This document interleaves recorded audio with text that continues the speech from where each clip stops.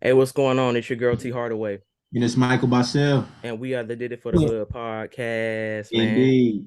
We back one more time, and today we have a wonderful guest. He's hailing from the Bay Area. He's a Yeah. phenomenal artist, lyricist, and all-around hustler. Y'all give it Yeah, up for Gary Jr. yeah, man. Thank y'all for having me. Man, Gary, we appreciate you making time for us, brother.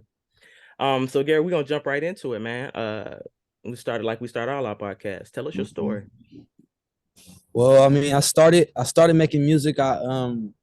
My grandma, her husband passed away. He wasn't my biological grandfather, but he passed away, and she was grieving, and I didn't necessarily know what grieving was, but I felt her energy shift, and so it made my energy shift, and I was just trying to figure out how to express or how to deal with what I was feeling, and music came to me. I had GarageBand on my MacBook, and I've learned how to record. Like I was rapping literally into the computer, no microphone, no nothing, just rapping into the computer. And I put some of the songs out on YouTube, and the people at my school and just my friends was like, "Man, this is nice. Like you should actually think about doing it." So that was pretty much what gave me my start. And I just kind of made a few songs like that. Probably made about 10 songs, rapping straight into it. And I'm like, man, I have to get me some equipment. I gotta upgrade and actually try to make better songs and quality songs. So that was pretty much my start of jumping into the music. Okay, all right. So how long have you been doing it?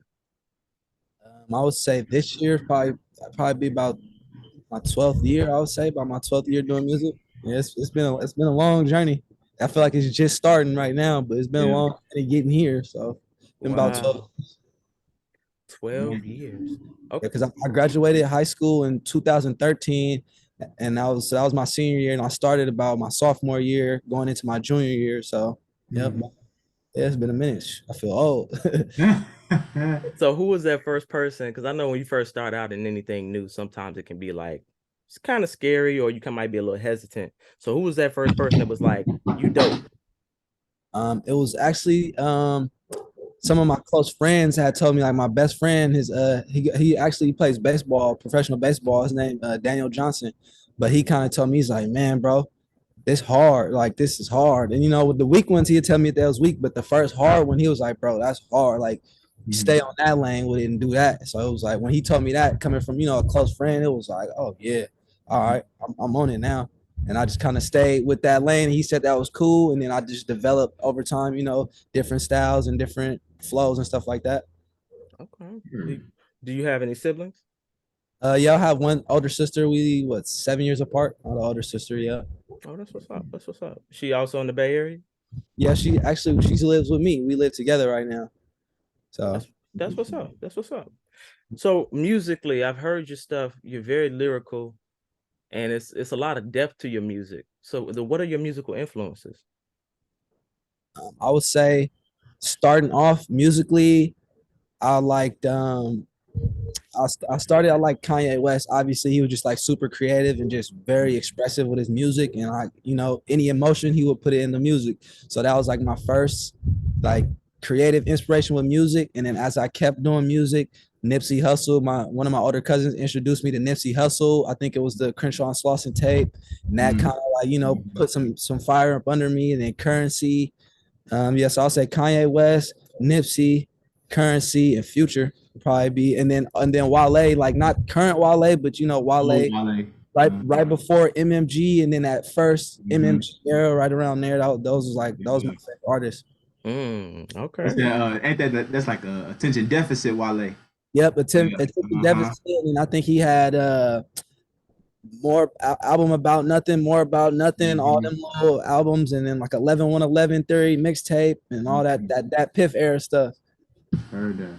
Oh, Yeah, yeah. that's that digging in the crazy Wale. That's that early Okay. Wale. Real. I That's like it. the Yeah, man, he's hard. He's hard. He took a different direction, but even in the beginning, he was super dope. Yeah, So yeah. you said Nipsey Hustle. So I'm watching how you hustling on the internet. So did Nipsey Hussle's mentality or his theory about music and hustling, did that rub off on you at all? Definitely, because it just showed me a way of like, you don't have to be so traditional. You can kind of take things in your own hands and Mhm. create your own opportunities by just being yourself, and then taking street knowledge that he learned in the streets and applied in the music. So it's like everybody familiar with the streets in some aspect or some way. So it's like my familiarity with the streets, I just kind of put it with the music, and just all right. Well, if I got 100 songs in my stash, I could break that down into 5 song EPs or 10 song tapes, and now I got 10 tapes or 20 EPs. So I was like, okay, I'm gonna break it down and distribute it like that. Keep some singles on the side, and just spread everything out and just make it to where I could just spread it out and not be so like, oh, I'm doing one project and then everything else get thrown away, or forget about everything else. It's like, no, you kind of keep everything and utilize the best of the best. Yeah, that's what's up. So you make sure there's no scraps on the table. Yeah. And if it is a scrap on the table, I take as much as I can from that scrap and then scrap it. So if it's 4 or 5 bars in the whole scrap song, I'm gonna take them 4 bars, put them in my notes, and then what I'm saying, I'll scrap the rest, but I'm keeping something out of it. I feel that. I feel And that. then you said you've been in the game for 12 years now. Yeah. So what's some things that has surprised you about the industry on this journey? I would say when I first started, it was more hard copy, hand to hand. Like I was hand to hand in CDs and printing my own CDs and stuff like that. And then over time, it's like straight stream, internet. Some people still do sell hard copies and stuff like that, but everything kind of just changed to straight streaming. And like, because I know like I'm from like the Dat Piff era, digital drip and stuff like that. So I was like, that was like the beginning of the stream and stuff. So just seeing it go from, oh, I got a CD to sell you or pass you, to like, all I gotta do is drop a link and everybody could go to it. It's like it just kind of made it more convenient and easier for us. So I kind of appreciate that aspect as far as with the music. Got you. So since it switched over to the digital stuff, have you done more researching into like your business and stuff like that, since you got so many different ways to keep track of your bread? Yeah, I definitely it's actually an artist out here. I don't know if you guys familiar with La Russell. Like, Yeah. but I kind of started doing music with him and like just kind of watching his blueprint and then listening to his game and game that he gives me. Like I just kind of jumped into the song trust, the sound exchanges, the all the publishing and royalties, because I honestly didn't know anything about that. So once I started actually making a movement and doing something, I'm like, okay, well, there's ways to actually really get paid from this more than just this one way of streaming or this one way over here on YouTube. So you could actually make money off the same song 4 or 5 different times, four different ways. So once I kind of learned that, I'm like, oh yeah, I'm trying to make a hundred avenues off one song. I'm trying to make every song I need 100 avenues if possible. Yeah, absolutely. Yeah. So what are your goals in the industry? What are you trying to do? What do you want to accomplish? I just want to be able to get to a level of like my message to get to a lot more people, just because like I mean it's about the music for me, but it's more so like just reaching people to just being themselves, like because a lot of people are, oh, I feel like because he's doing this I got to do this too. Like I've never felt like that. I've always just been myself. And I notice like people that do listen to my music, they take that away from my music more so than exactly what it is that I'm saying sometimes. Like they like, oh well, he just doing what he want to do. He's being himself. So it's like you don't have to just rap to be yourself, or you don't have to play basketball. If you want to do science and major in astrology or whatever the case is, like just be yourself, but don't let nobody kind of dictate what you do or how you are. Just kind of be yourself and just trust your gut with it, and go all the way with it, instead of being insecure because this person is a basketball player and this person is a rapper, but you really want to do science, or you really want to be a doctor or a veterinarian or whatever the case is. It's like, no, just be comfortable in your own skin and take it to the highest level, and also inspire people. Like I just want to inspire people with my words as well. It's dope. Mm-hmm. That's dope. I was gonna say that's not the answer I thought you was gonna give, but I appreciate that answer though. I appreciate that answer. No, I'm not a lot of people always like, man, I thought did it. I'm like, nah, I'm definitely like more like intellectually aware, and just I'm just for the people at the end of the day. Like I'm for myself too, but I'm for myself for the people. Like that's my bigger picture, is for the people around me, just inspiring people and helping people out however I can. Yeah, for sure. So what keeps you grounded? I mean, I'm just now starting in music as well. So like it's trying to just navigate a whole lot of things. So what keeps you grounded when you have to like navigate your schedule, navigate just going to the studio and the mastering and everything like that? What keeps you level headed? For me, at the bottom line is like, how bad do you want to get to where you want to go at the end of the day? Like, if you really want to get there, shouldn't is nothing that should be able to stop you. Or if them hard days, like for me, the hard days, it's like I just tell myself half of the battle is just showing up. Like, you don't want to go to the studio, man. I got to drive 30 minutes to the studio. It's a late session. I only could book an overnight session.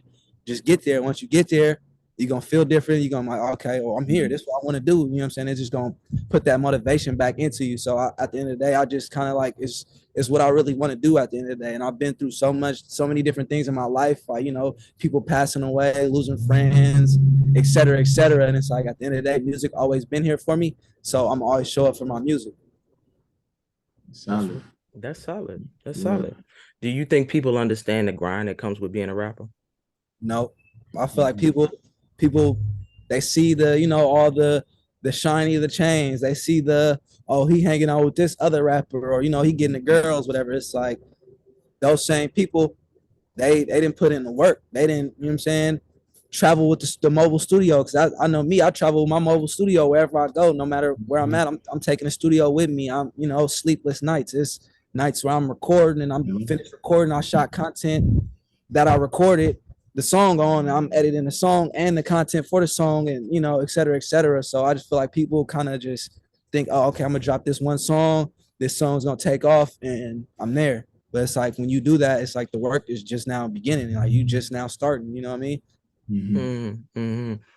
So, you talked about the loss and the things that have happened during your journey. So, what has been the hardest thing that you have encountered on your journey?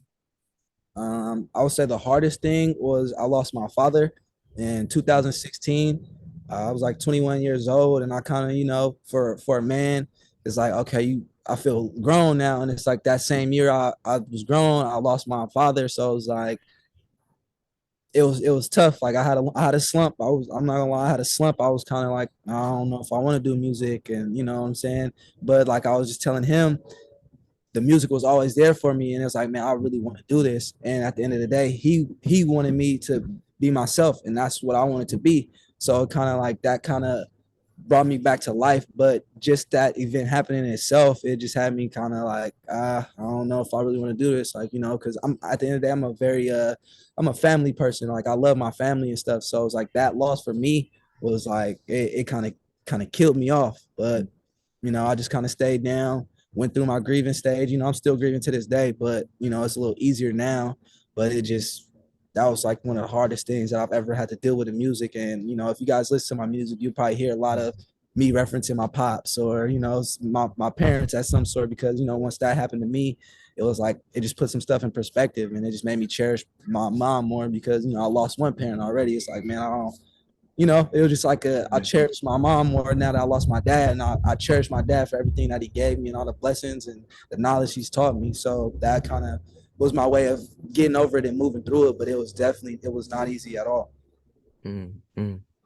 So that's heavy. So, what motivated you to continue on? Because you said you went into a slump. It was I was really kind of just disconnected from everybody, like my producers. Like one of my cousins on my mom's side actually lived down the street from each other at the time. He like, man, bro, we got to get in. He's like, man, I know you're not feeling it, but gotta work. And then one of my friends, he probably a few years younger than me, he was just starting making beats. He like, man, bro, and he been a fan of my music since when I first started a few years back before that. So he like, man, let's work. Da, da, da. He not knowing that I'm not feeling it at all, and I'm just like, man, pull up, like just pull up. Like I wasn't feeling it. He pulled up. My cousin pulled up, and they kind of one was cooking up in this room, one was cooking up in this room, and I'm still and then I was just like, man, you know what? I heard a beat that I liked. I'm like, wait, hold on. Hey, come put some drums on this one that he doing. All right, boom, all right. And it just kind of got me back right. And I'm like, man, it just showed me like, man, you know what? Like this was meant for me to do. Like I can't sit and dwell and just be in a slump about it. Like I gotta stand up and do what I want to do and talk about what I believe in and grieve this process through the music. And that's pretty much what happened. Dang, okay. All right. So, I mean, you're making music, you're dope. We told you that from the jump. Are you trying to go the independent route or are you trying to be a major label guy? Um, Personally, I want to do the independent route just because of it's no limits, it's no caps, it's no ceilings. You can pretty much, you have control of everything that you want to do. Like if I'm like, hey, I'm dropping 2 tapes today, I'm dropping 2 tapes today, you know what I'm saying? Or if I want to drop 5 music videos in one day, I could do that. When you at a label, it's, oh well, you should drop on Friday when these people are dropping, or this is the day that everything is whatever. So it's kind of like I don't want to be under no one else's control or anybody's regulations and rules, but if there is a major that could, we could compromise a good deal to where it's like I have control and, I utilize them for that platform and that push, then we could do that. But as far as like, having you only could drop 2 times a year and all that, like I'm not with that. I'm like a currency. Like I like to drop music. If I wake up and I just made 5 songs, I'm gonna find me some artwork, mix and master it, and I'm uploading. So you want to So be able to move with the freedom that you need to move with. exactly, just freedom. Freedom is really everything at the end of the day. Yeah. It's funny that you said currency because when I was listening to your music, I was like, I'm feeling a hint of currency in here. So he's one of your influences, right? No, for sure. Currency is like it just like currency feels like for me, currency feel like that's my family or something. Just like the way he move and he be in New Orleans chilling. He don't gotta put on the flyest outfit. He throw on some shorts with a shirt and a bucket hat and call it a day and go to the studio and go perform and he just be around the city like he just a cool dude. He not too like some major artists feel like, oh, I gotta wear all my chains and I gotta have on Yeah. Dior this and Dior that and all that. It's like currency just like, man, I'm chilling. Whatever is closest in my closet, I'm gonna throw it on, and that's what I'm doing for the day. That's kind of how I feel. And what he talk about, he just talk about what he loved, which is cars, smoking, and stuff like that. So it's like for me, I'm not into cars and stuff like that, but I'll just talk about what I love, and that's where I find my similarities with currency at. I feel that. I feel that. So who does your production? I got a core group of producers. I got my boy J-Mo. He's the one that produced the whole Damage Control EP. I don't know if you guys checked that one out, but he produced that whole Damage Control. He got like a smooth, swingy vibe. Junior, it's a young dude. He probably only like 16 right now, but he been producing my music for like 3 years. He got bangers, like straight He bangers. started when he was 13. I think he started before that, but we started working when he was 13. Oh, he was 13 when y'all started working. He was 13 when we started working. And I don't know. And he had a library of beats when I met him. So I'm sure he'd been doing it for a long time. He did a lot. He did a lot of For Better or Worse, didn't he? He produced. He like executive produced For Better or For Worse. Like he had some people collab with him, but that was like majority of his production. Like everything that you hear, that's his styles. You know what I'm saying? So J-Mo, Junior, my cousin I was telling you guys about, he go by Day Beats. Trying to think of who else. Oh, CT on it. I did a little EP called For Reasons. CT on it. He comes with like some nice samples. Like I don't know if you guys heard the Out the Way song on Conditioning too, but he came with that. Some stuff on my new stuff. He always on some of my projects, but CT got like a smooth, chill vibe with the samples and stuff. So I'll say like those 4 people are like my main. And then recently I've been working with this dude named Don Bailey. He produced a lot of stuff like for Lil Russell, some of the people that I know out here, and then he actually just got a placement with Wiz Khalifa on the deluxe album. I forgot the name of the song, but he just got a placement. Him and one of his friends got a placement on that. So I've just been kind of working with him, and that's pretty much it, really. Okay, you sound like you got some quality producers, and you sound like you have a quality camp. Yeah, they pretty cool. Everybody kind of do their own thing, but when I need them, they come through for me. So that's all I can ask for. That's what's up, man. Solid. So from listening to some of your stuff, it feels like you're really like in a place of growth. Yeah. It feels like you're spending a lot of time growing. You've definitely been reading something. I don't know what you've been reading, but you've definitely been reading. I'm sitting there like, oh, okay, all right. So I mean, are you in a space of growth? And I do want to know the question about have you been reading and what have you been reading? So to answer the first question, I'm in a space of growth, like rapid growth. Like I was talking to somebody the other day. I'm like, the growth that I'm going through right now, like it's just a lot of different things going on in my life, and I'm just dealing with them head first. Like, you know, if it's a uncomfortable situation or conversation, instead of me like the old me, I'll be like, whatever. Now I'm like, what's up? Head on. Let's figure it out. If it's not gonna work, it's not gonna work. If it's gonna work, it's gonna work. Mm-hmm. And, you know, from there I learned. So whether if I learned something that I didn't want to learn, or I learned something that I needed to learn, or whatever the case is, like I'm here for it with that. And as far as the reading, I haven't been reading like lately. Like I used to read when I first started. I read like all the major books, like the Think and Grow Rich, Rich Dad, Poor Dad. I used to read a lot of Robert Frost poems and stuff like that. And then I had a teacher in my 12th grade class. She was like my literature teacher, and she just gave me like a lot of words and stuff that I took. And I have like, she gave me a library of books like Shakespeare and, you know, just like a lot of stuff. So like I haven't actively just opened up a book lately and read, but I also do like watch a lot of like podcasts, like old Nipsey Hussle interviews, some of the Larry June podcasts that he's been a part of. And just my environment really is like I read the environment. I could say like everything that goes on around me, and I see, okay, this was going on. This it's a change over here. It's this, and like I'm sensitive to everything. So it's like, okay, I see that happen. You know what I'm saying? I'm gonna pull a piece of that and put that into my game, or you know, I'm gonna put this in the music or something like that. So I'm just like utilize pretty much everything around me and what's going on, like the changes in the internet with the Instagram going from picture based to movement and the reels and the videos and stuff like that. Like I just take note of all that stuff and just kind of like store it all in and just try to implement it in what I do. It's very evident, man. It's very evident. That was the first thing I caught on to when I started listening. I was like, oh, okay, I see where he's at. He's growing. And then just watching the progression from the songs and the different things and the subject matters that you choose and the way that you choose to approach them is dope. It's super dope. Appreciate it. What is your process as far as writing? How do you go about writing your songs? So I have like two ways that I go about it. Like I can never like listen to a beat and just write it and then come back the next day and record it. Like I used to do that. That was like my old process, but now it's more of a, if somebody send me some beats, like I'll play a few seconds, like skim through it. Oh yeah, that's the one. Load it up, and I'll just throw the headphones on, and then just say 7 times out of 10, I'll just kind of play the beat. I'll just record whatever comes to my mind. It may be some BS or whatever. Like I'll just kind of record, and then it's like, ooh, these 2 bars go. Hold on, let me delete all this. Let me keep this 2 bars. I say, and I feed off the 2 bars, and then from the 2 bars, like I might come up with the hook. Now I'll delete everything. Oh, this the hook. Boom, lay the hook.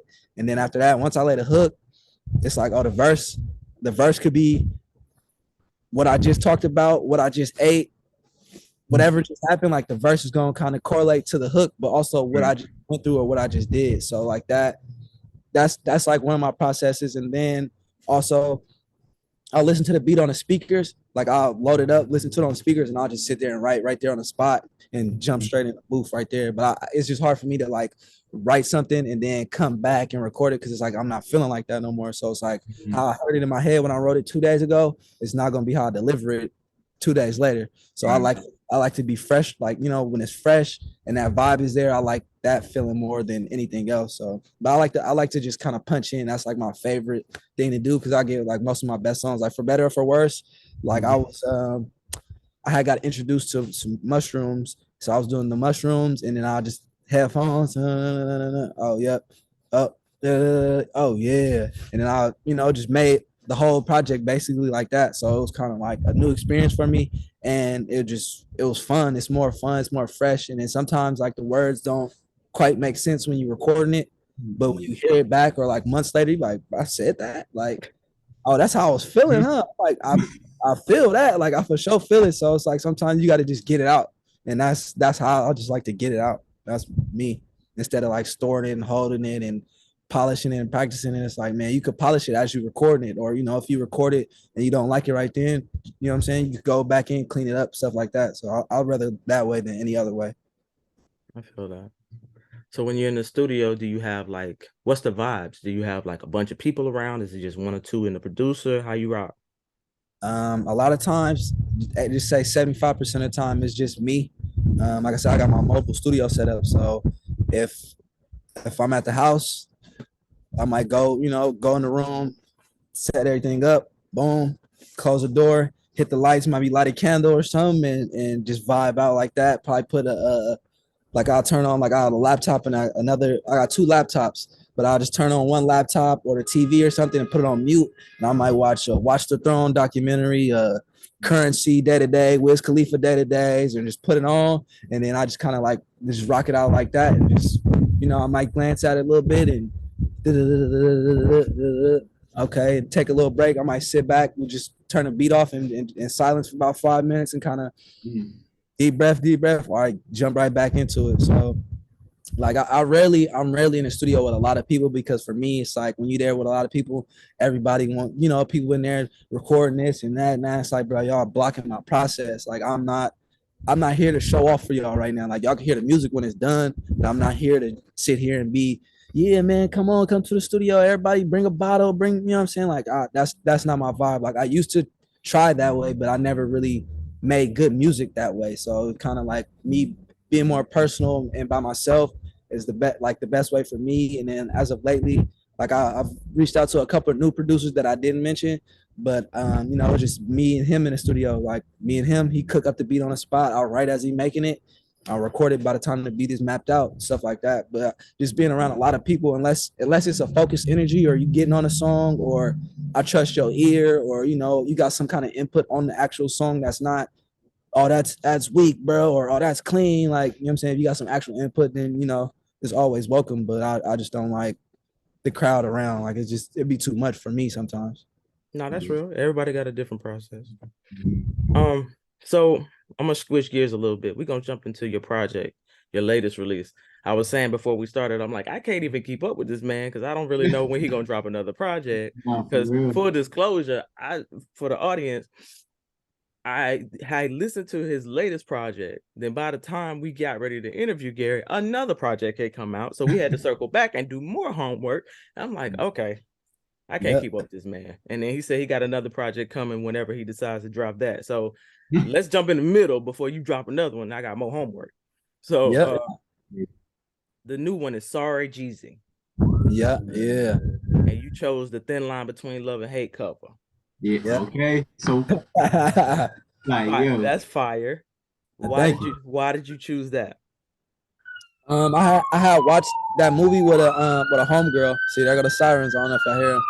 That me this time. It's all good. I had watched the movie. I hadn't watched it, in a long time. I watched it recently, like earlier this year. And then like the movie was just super funny. And then I was going over like artworks and stuff, like ideas, like was I gonna do a picture or whatever. And I'm like, man, you know what? I'm gonna go with that love between, or whatever the name is. I can't think right now, but I'm gonna go with that one. I love Martin too, so it was like, you know what I'm saying, it's just a play on the Martin thing. And then kind of what I was going through was kind of still going through is like female issues. So it's like it was just like the perfect cover for this tape, because the female issues, me loving Martin, and me have just rewatching the video being older, it was kind of like, oh, this makes perfect sense. That's real. You started the project out with voice messages. And I was listening to voice messages, and it was a bunch of different people. One voice in particular was saying, you're standing in your own way. Like you're getting in your own way. What inspired you to start the project like that? So basically, like I said, with the female issues, I had like little female issues and stuff going on like that. So like I had just a bunch of my homegirls, like I talked to them, and we talked and stuff like that. And then in the middle of us talking, I was like, man, I got an idea. I'm like, I need y'all to, send me a message, basically kind of like getting on me about just some of the stuff that I've actually done, or whatever like that. Like I just need y'all to kind of recreate these moments for me. And then like you said, the last one, the one that get out your own way, like what I told her to say, like I told everybody pretty much say the same thing, but what she ended up saying was like, I dang near needed that anyway, but beyond what the message was that I sent out. So it was like, it kind of worked perfect. That's why I kind of put it at the end. And then like I used that one for the promo of the actual artwork, because it was like, that was the one that resonated the most with me, because like, it wasn't nothing that I had been going through then, but it was something that I needed to hear right now. I was like, that was the last voice that I wanted to hear. before the actual, before you heard music, that was the last one I wanted to hear. Feel that. I feel that. It was a strong way to enter. Oh man, thank you. Yeah. And so your song King Symphony, you Yeah. talk about things in your past that you wish you did differently. So what are those things? I would say it's more so of like me just wishing I was like more aware or more like how I said I'm more sensitive to my environment now. Like then I didn't care. Like it was like, man, I'm gonna do what I do regardless. I mean, I still feel that way, but I was blocking out some of the input that could have helped me grow then as opposed to now.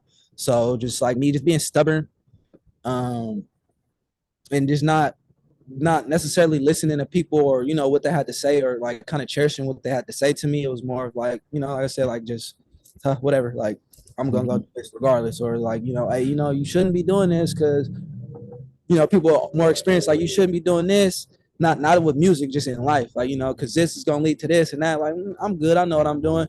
And then years later what they told me happened. It's like I should have listened, you know what I'm saying? So just like stuff like that. It's not like many things like of like super regret, but I just wish some of the stuff I paid more attention to or listened more, you know what I'm saying, more to back then. I feel Plus, that. bro, I feel I that. feel that 100% because that's where I am right now a little bit, for real. Now, But for sure, like what I would just recommend for you, like when those people say stuff, like you don't have to take it right then and there, but definitely put it in there, know that like okay, and then when stuff come up, you like, oh, so and so did kind of say to look out for something like this. Like, okay, let me go back to what they said. Oh, okay, and then just kind of like utilize it, like instead of just like fully throwing it off or trying to use it right then and there. It's like you got to use it on your own terms. You know what I'm saying? yeah, just clock that thing. Mm-hmm. So the song "Showing Love," people felt like you haven't been showing them love. Like, Yeah, I would say it's crazy because it's resonating with me more now since I've dropped it than when I dropped it. Cause when I dropped it, or up the time when I was making it, it was like I just felt like I was just showing everybody love. All I do is show love and show up for people and help people out when I can. And then somehow, some way, it came back to me like, oh man, this dude this or he ain't that or whatever. It's like, how can you hate on me? I don't hate on nobody at the end of the day. Like, you know what I'm saying? I may not fully agree with what you got going on, but I'm not gonna sit there and just blatantly talk to somebody about how much I hate you or tell you I hate you. Like that's not me at the end of the day. So for me, it was like a shock factor of like, me?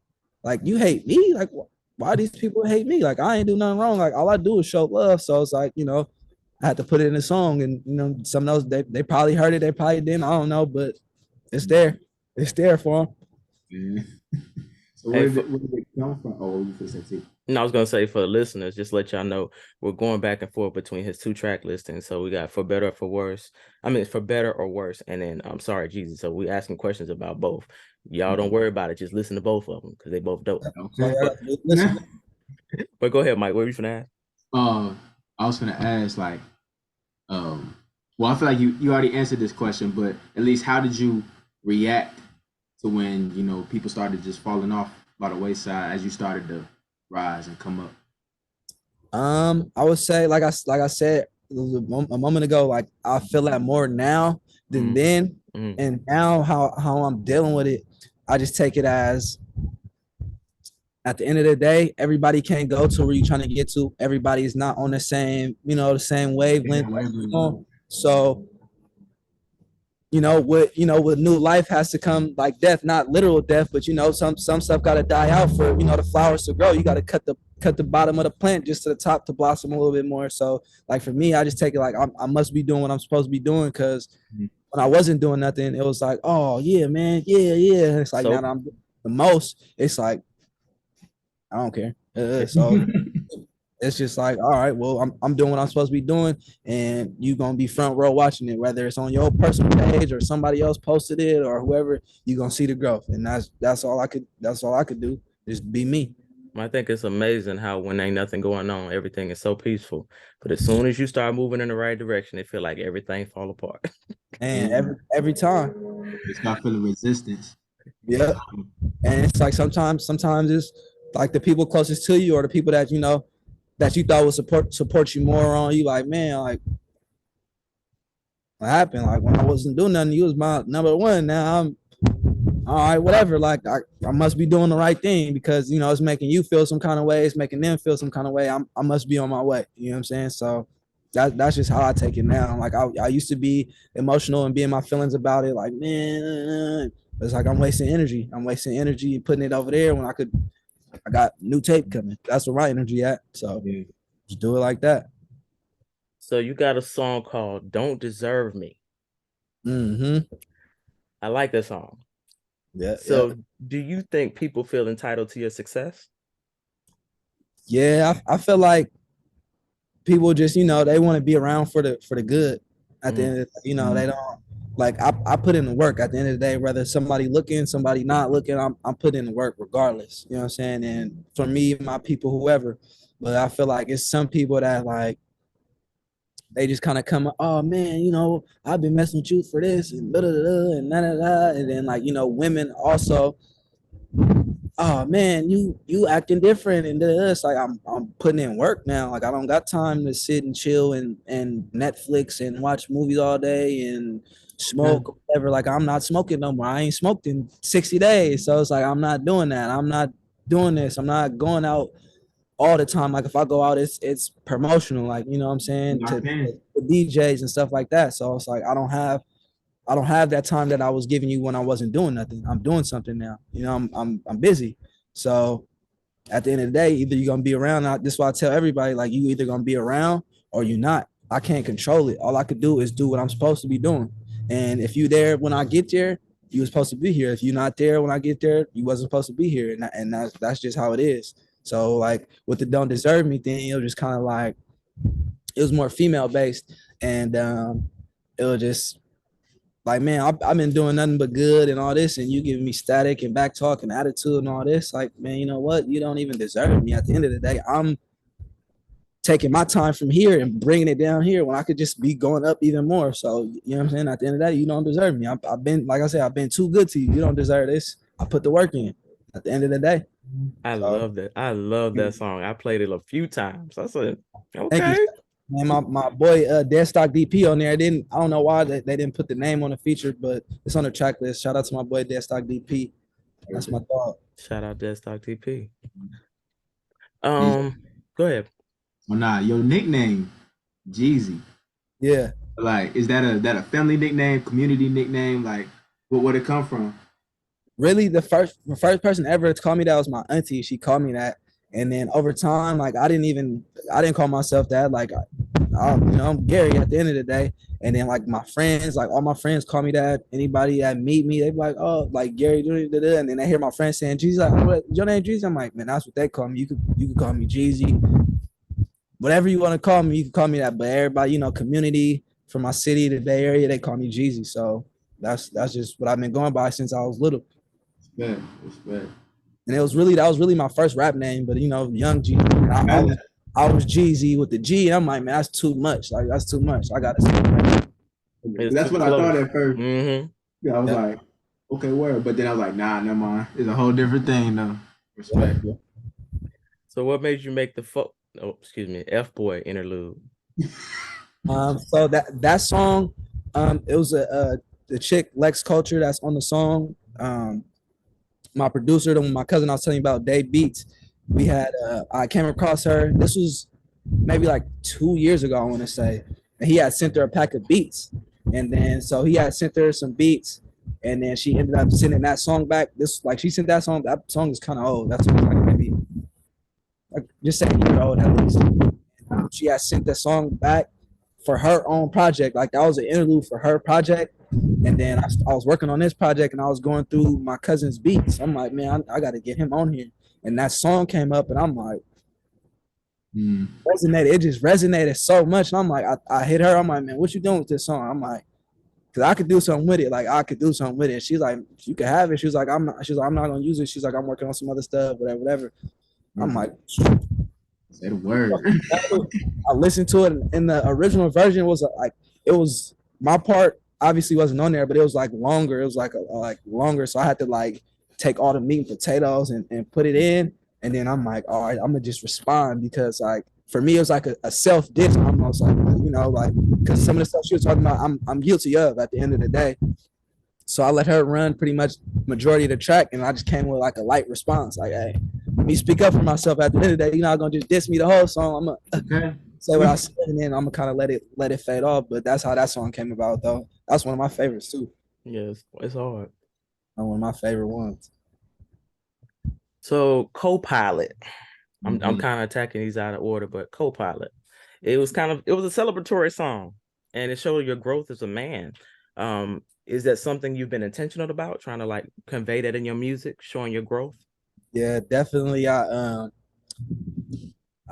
like co-pilot was like one of those things. Was like I was you know, just like I said with the female situations, and I'm like I'm here and there. I'm all over the place, like whatever. But ultimately, like that was like a step back of like, man, I know all this been going on. I know you crazy. You know I'm crazy. But at the end of the day, when it's all said and done, and I'm there, like I want you to be there with me. You know what I'm saying? You know, it's other stuff going on, but I want you to be there with me when I take it there. And then like at the end, that poem at the end, it was basically like a, you know, working on a man. That man is me, maybe the man you want, maybe the man you need, untapped potential, the man I could be. Like it was kind of like a, I'm just letting you know I am working on it. Like I'm getting better. You know what I'm saying? You're gonna hear it from the verse to the poem, you're gonna hear the difference in where I'm coming from. You know what I'm saying? So the poem was just like that exclamation mark that I'm actually working towards it. It may not be today or tomorrow, but I gotta move around to get to where I'm trying to be that person for you and for myself. Yeah, for sure, for sure. You can definitely hear the growth on the song. That's why I want to know, was it intentional? Because I'm seeing like that's one of the themes from the two projects I've listened to. You talk about your growth, and you're talking about like the things that you're going through and how you're overcoming them, and the things that you realize. So I think that's one of the dopest things about your music, man.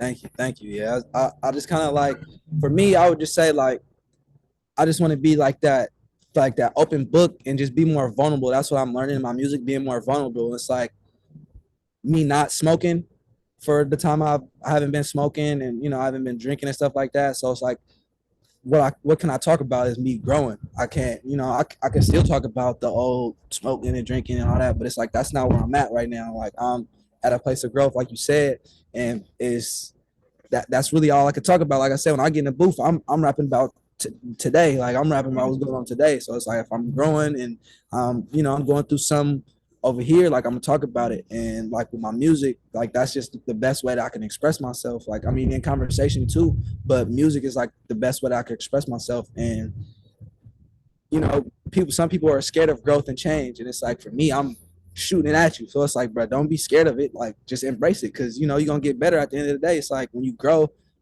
I mean, you could grow in a bad direction too. Don't get me wrong, but it's like if you actively trying to grow, it's like it's only going to be positive at the end of the day. Yeah, you're putting in that self work. Yep. Yep.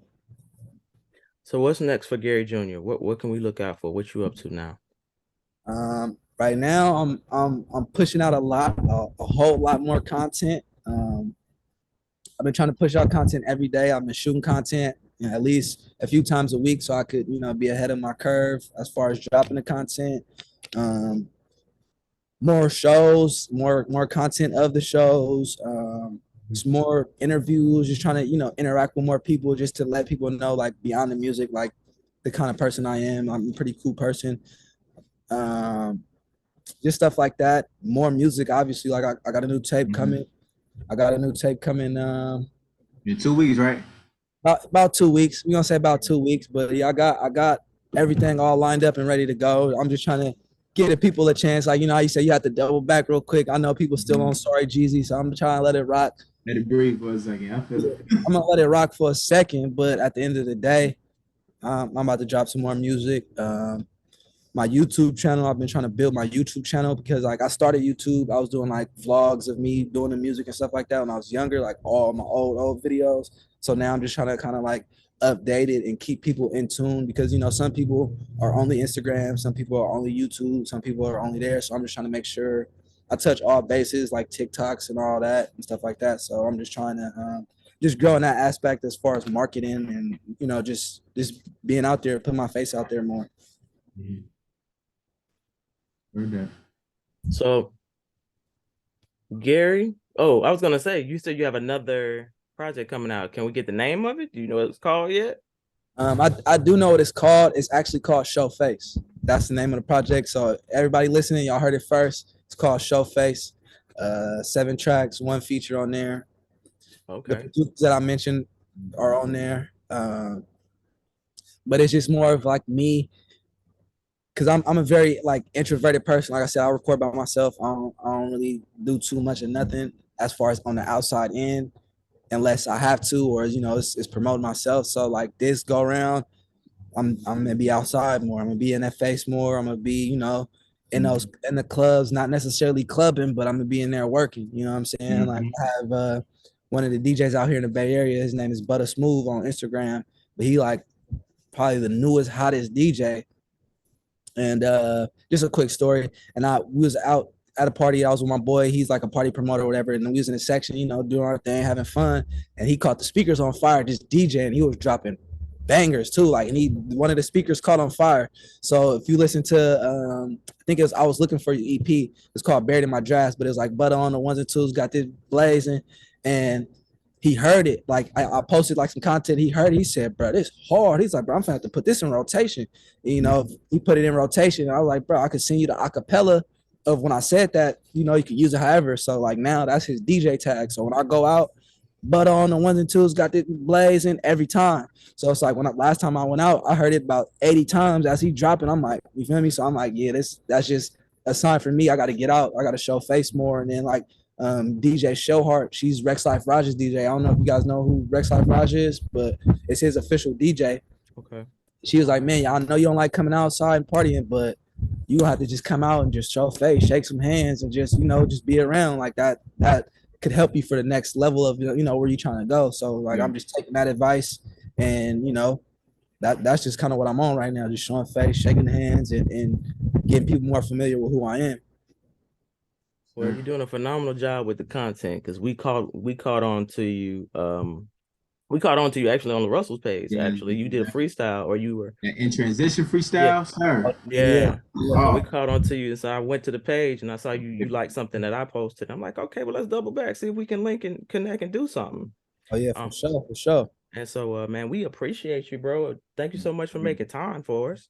Oh man, thank y'all for having me, man. I love doing stuff like this. Just show people another side other than just the music. Because sometimes, like I even know, like just the music. Sometimes it'd be like like it's cool, like but we want to know more, and we want to be, we want to feel like we know this dude. So that's kind of what I try to do. Like even with interviews or the content that I post, instead of just all music, I've been doing posting the interview stuff. Like even some of this stuff on here, like when I get the video, I'm gonna chop it up and post some of this stuff, for content stuff like that, because it's like people want to hear the regular stuff that you do. Like the music is the music, but they want to know, like, man, oh well, what do you eat? What do you drink? Do you know what I'm saying? How do you breathe? Like, they just want to know the regular stuff for you. So, what I'm saying? That's what I'm trying to give. And that's like the show face. It's like more of like me doing that. And like the songs necessarily might not talk about that specifically, but they're like more up tempo, more like for the club, for the party, something you ride in our car, you bang that, like, oh yeah, he going on that. Like as opposed to like, oh, let me sit back and listen. It's like, oh, he going. Like,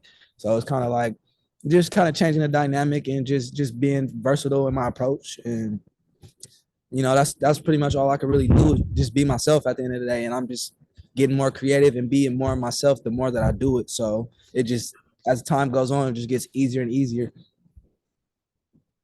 So, good to hear that. what advice would you give to an artist?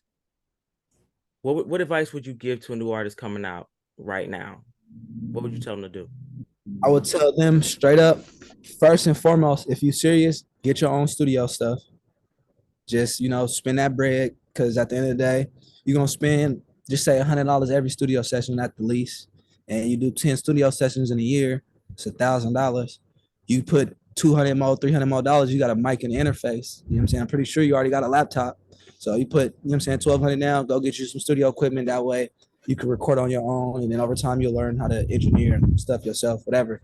And then on top of that, just making music, just be yourself at the end of the day. Don't get in it to sound like this person, or this person is the hottest person, or Pop Smoke drill, I'm gonna get on all drill beats, or I'm gonna be the gangster rapper, or what I'm saying, just be yourself in the music. At the end of the day, don't let anybody dictate who you are, because once you do that, it kind of compromises your music, and then it puts you in a box of like, oh well, he this is what he does. He only does this type of music, so you only be able to get people that listen to that kind of music. And that's kind of what I learned. Just be yourself at the end of the day, because when you be yourself, it's like everybody's an individual. People like everybody for the reasons that they like them at the end of the day. So if you be yourself all the way in your music, you gonna have a cult following that likes you for being yourself. You're not gonna have fake, not fake followers, but followers that didn't know you was faking. And then once you try to be yourself, they like, oh, he weak.